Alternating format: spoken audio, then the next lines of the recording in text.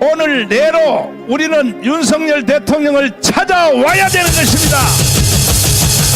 동의하시는 두 손 들고 만세.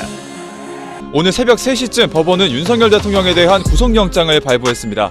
헌정사상 현직 대통령이 구속된 건 처음입니다. 법원은 내란 우두머리 혐의를 받는 윤 대통령에 대해 증거를 인멸할 우려가 있다며 구속을 결정했습니다.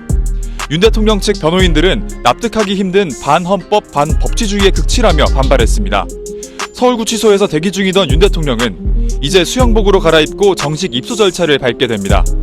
구치소에서도 현직 대통령으로서의 경호는 계속되지만 경호 수위는 차차 논의될 예정입니다. 윤석열 대통령 구속영장 발부 직후 흥분한 윤 대통령 지지자들이 점차 폭력적으로 변하고 이들에게 맞아 피 흘리는 경찰관까지 목격됩니다. 유리를 깨고 서울 서부지법 청사내로 진입하는 윤 대통령 극렬 지지자들. 심지어 경찰 방패를 빼앗아 창문을 깨는 데 쓰기까지 합니다.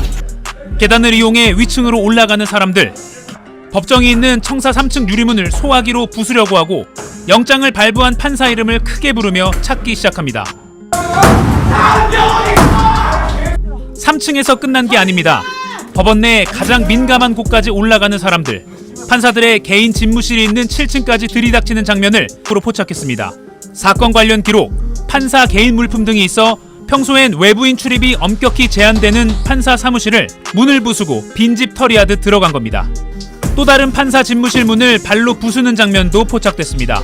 법원의 판단에 불만을 갖고 난동을 부린 수준이 아니라 사법 시스템을 무력화하려는 폭동이라고 불러도 과하지 않을 이 상황. 윤 대통령 지지자들이 서부지법 1층 창문을 깨부숩니다. 법원 입구를 지키고 있는 경찰들을 향해 무력 행동도 서슴지 않습니다. 오늘 새벽 3시 반쯤 윤 대통령 지지자들이 법원에 침입해 난동을 부렸습니다.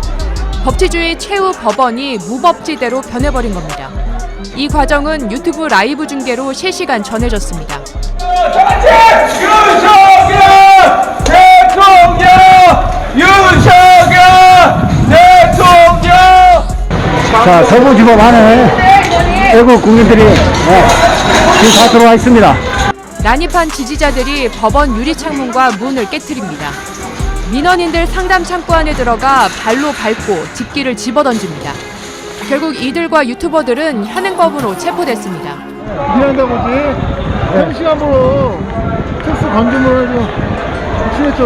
현행법 체포합니다. 그러자 이 유튜버는 밖으로 나오던 중이었다며 슬그머니 말을 바꿉니다. 밖으로 나왔는데. 또 다른 유튜버는 부상을 입었다고 호소하며 빠져나갈 궁리를 합니다. 경찰이 기동대 1,400명을 투입한 뒤에야 이 난동은 3시간 반 만에 수그러들었습니다. 경찰은 현장에서 건조물 침입과 공무집행 방해 혐의.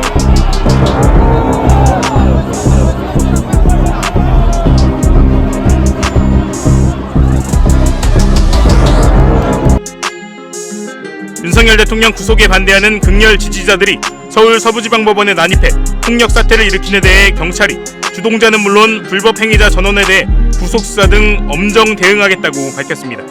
경찰청은 오늘 오전 긴급 지휘부 회의를 열고 서울 서부지법 등 전국적인 집단 불법 폭력 시위 대응 방안을 논의하고 이번 사태를 법치주의에 대한 중대한 도전으로 간주하고 법과 원칙에 따라 엄정하게 대처하겠다고 발표했습니다. 경찰은 어제부터 오늘 새벽까지 서부지법에서 도저히 묵과할 수 없는 일련의 불법 폭력 사태가 발생했다며 요사 상황이 다시는 발생해서는 안 된다는 엄중함을 인식하고 적극 대처할 것이라고 강조했습니다. 이어 법원 등 관련 기관에 대한 경계를 한층 더 강화하겠다며 각 시도 경찰청에 공공기관에 대한 보호와 폭력 집회에 대한 엄정 대응을 지시했다고 설명했습니다. 경찰은 이틀간 서부지법 주변에서 벌어진 불법 행위와 관련해 지금까지 86명을 현행범으로 체포해 조사하고 있으며 추가 불법 행위자와 이를 교사 방조한 사람도 끝까지 추적하겠다고 덧붙였습니다. 윤 대통령에 대해 구속영장을 발부한 서울 서부지법 차은경 부장판사는 경찰의 신변 보호를 받고 있는 것으로 전해졌습니다. 판사 생활을 하면서도 이와 같은 상황은 예상할 수도 없었고 또 일어난 바도 없습니다. 이것은 우리 법치주의에 대한 전면적인 부정행위이자 형사상으로 보더라도 심각한 중범죄에 해당하는 그런 사안입니다. 법원 내부의 기물 파손 현상이라든지 이런 부분은 제가 생각했던 것보다 TV에서 봤던 것보다 훨씬 더 참혹한 상황이라는 것을 말씀을 드릴 수 있습니다. 여러 경찰관들께서 다쳤다는 이야기는 제가 듣고 깊은 위로 말씀을 드리고 다행히 법원 직원의 인명 피해는 아직까지는 확인되고 있지는 않는 것 같습니다. 그리고 1청 접수 현장뿐 아니라 그 위청 여러 층까지 그렇게 이제 여러 시위대가 들어왔던 흔적은 확인을 했다는 말씀을 드릴 수가 있겠습니다.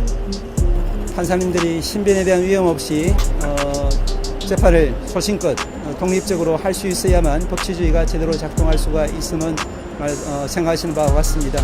저희들도 이번에 여러 걱정하시는 그런 판사님들의 신변에 지장이 없도록 여러 가지 조치를 강구를 하고 있다는 말씀을 드릴 수 있을 것 같습니다. 폭력 사태 관련해가지고 국민의힘이 좀 선동한 결과다라는 지적이 있는데 좀 어떤 입장이세요? 누가 선동했죠? 왜 그렇게 근거 없는 말씀을 하시죠?